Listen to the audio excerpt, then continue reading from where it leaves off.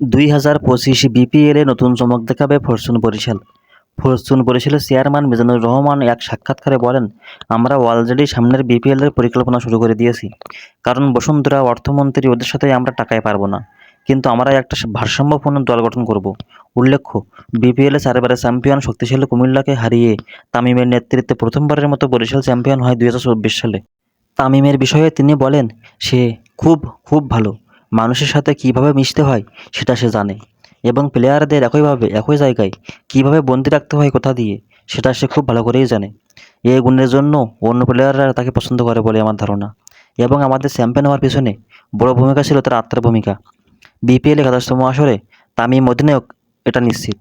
আর দল গঠনের ক্ষেত্রে বেশি পরিবর্তন আনতে চাই না। আমরা চাইব আমাদের যে দলটা ছিল তার 70% প্লেয়ার যেন পরবর্তী আসরে থাকে।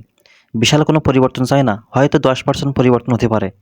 আর কয়েকটা বিদেশি প্লেয়ারদের সাথে তো আমরা অলরেডি চুক্তি করেই ফেলেছি। পুরানো প্লেয়ারদের নিয়েই আগামী বিপিএলে লড়াই করবে ফরচুন বরিশাল।